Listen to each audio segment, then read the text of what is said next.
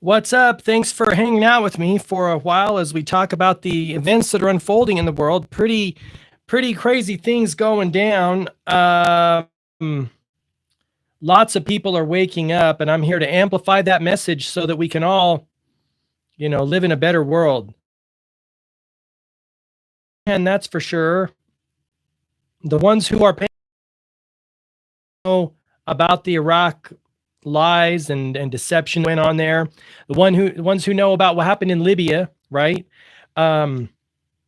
Tragedies, all tragedies for all people involved.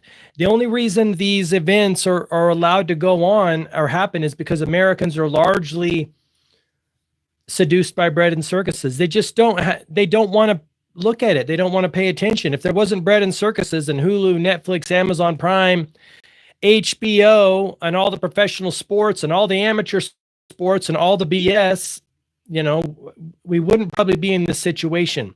But it takes all of that in order to do this. Let's look at this poll.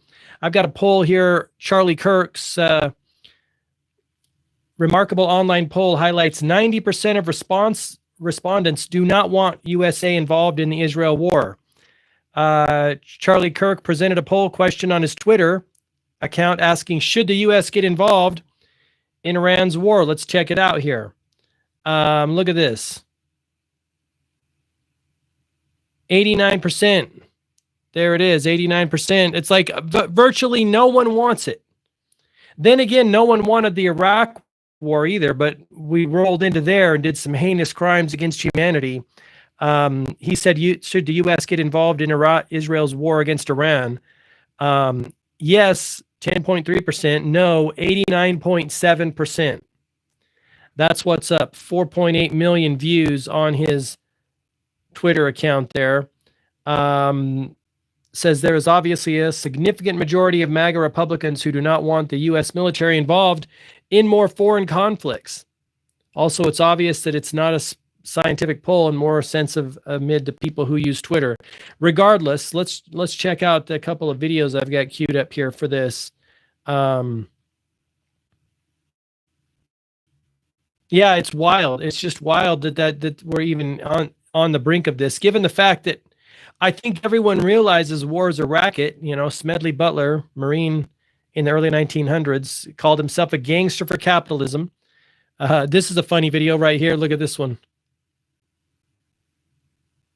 Let me show you one. Let me get on a different device here.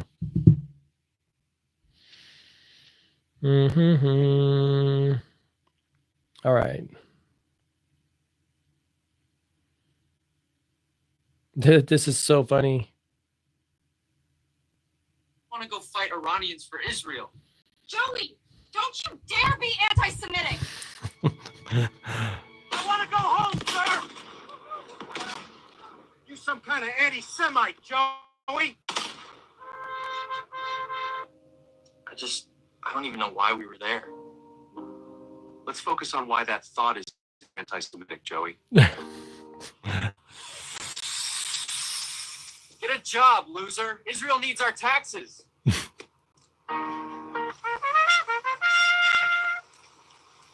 But I'm not even dead. That's anti-Semitic, son. And Ilan Pape was talking about this in the video I uploaded the other day. At the end, it will become so absurd what's happening that people have no choice but to wake up. Like Americans are struggling to put food on the table in many cases. The dollar's crashing. We got wars raging. And you know what it seems like? I don't claim to be an expert on how other empires fall, but in general, it seems like they fall because they just try to spread themselves, they try to get the whole world, Roman Empire, Persian Empire, Alexander the Great. They just try to keep conquering, and eventually the shit falls in.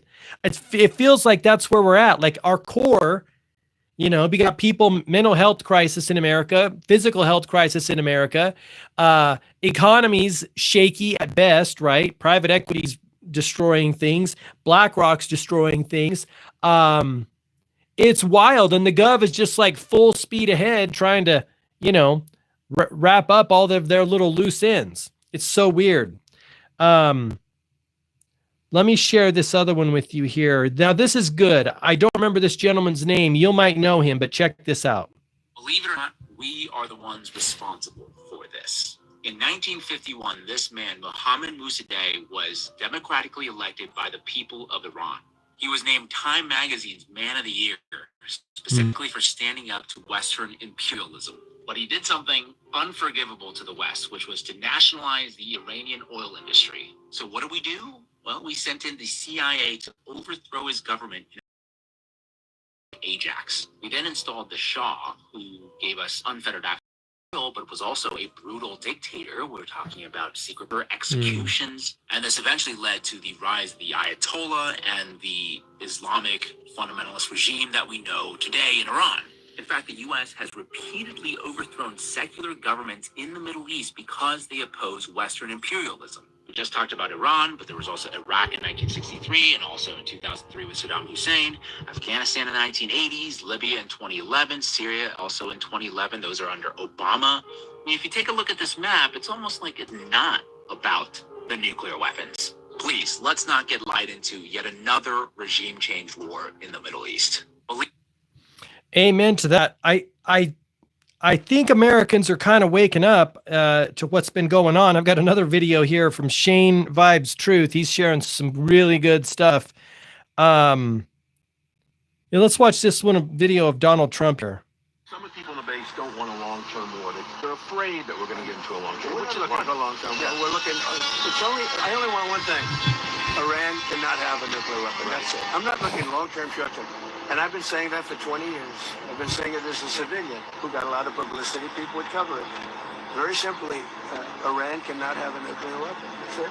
It's not a question of anything else. And if you did, you wouldn't have much of a country because they would use it on us and they'd use it on other people and they'd be fear all over the world. More fear, peddling fear. That's their favorite tactic. You know, they peddled it during COVID times. They peddled it during the Iraq invasion. You know, we can't have Iraq to have a weapon of mass destruction. We think they have, and I think most Americans realize the lie. The thing I don't understand is why isn't the gov coming up with like new lies? Why do they keep using the same old lies? Like they've used this nuclear weapon lie since the 50s, and I guess they use it because it works. I don't know. Let's watch this one, Shane Vibes Truth. He's spitting some big time facts. Breaking news. Wait until you hear what the leader of Iran said, other than that they are over Israeli airspace and that they were going to destroy. A strong response, show no mercy, etc. Here is their Twitter account. Okay. The guy is tweeting, we're going to punish. The guy's tweeting, the harm the U.S. will suffer will definitely be irreparable if they enter this conflict militarily. Now you're thinking that I'm thinking, oh fuck, like Iran saying they're about to do this crazy thing because the U.S. is going to get involved. I'm more thinking the leader of Iran is tweeting in English for the world. Perfectly, the stage is set. World behind, wasn't it Iran that said the U.S. entering this matter is a damage it will suffer will be greater than any harm that Iran may encounter. Dude, this is a puppet.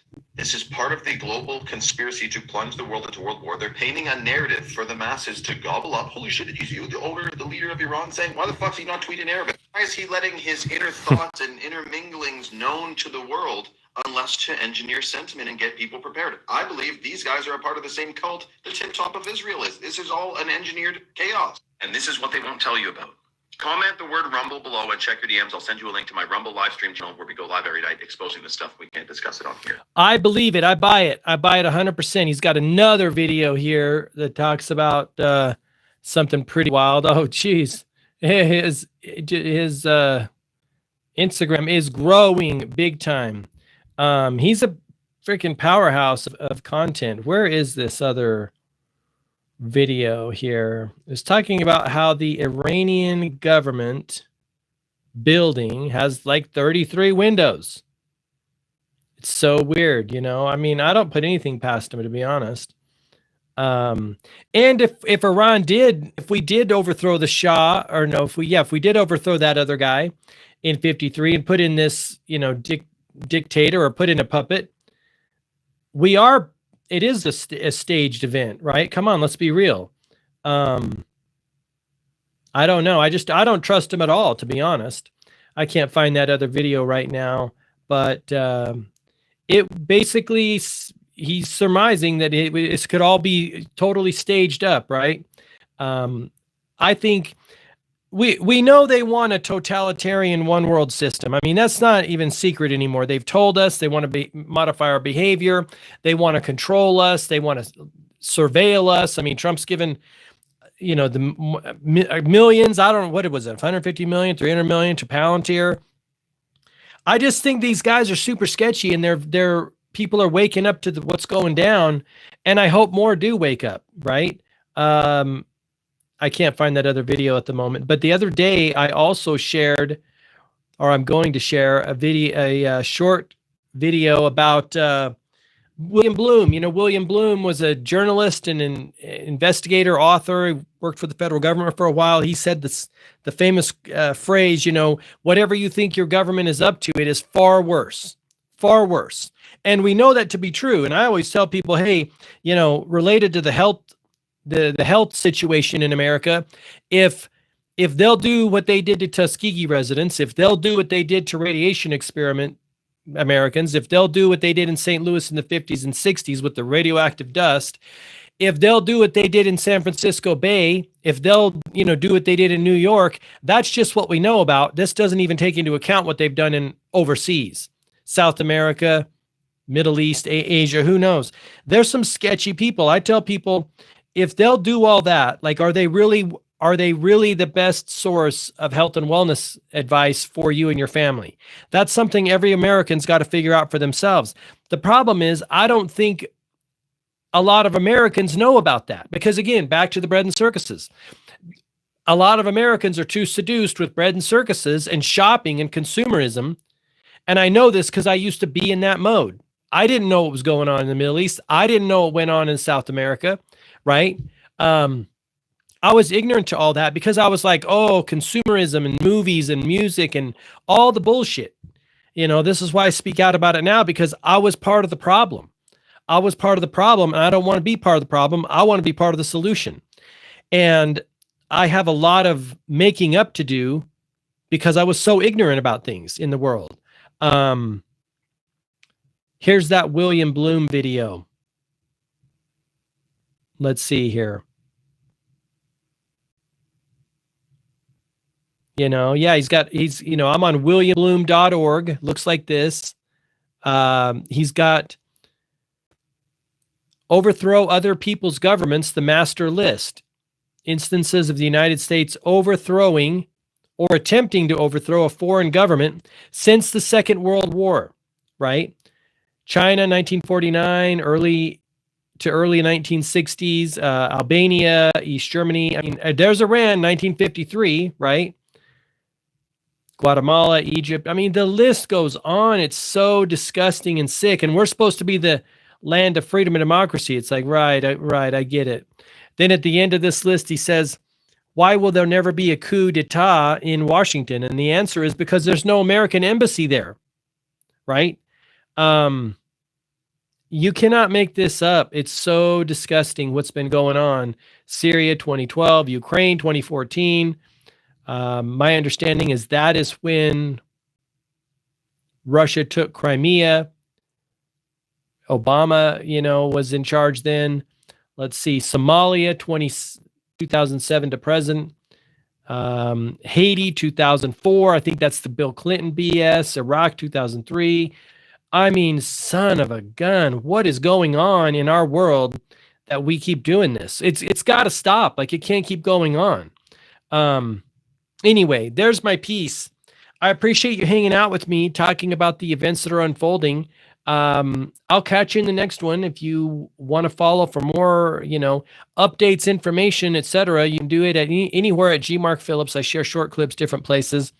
Thanks for hanging out. I appreciate you guys, and I'll talk to you in the next one. Bye-bye.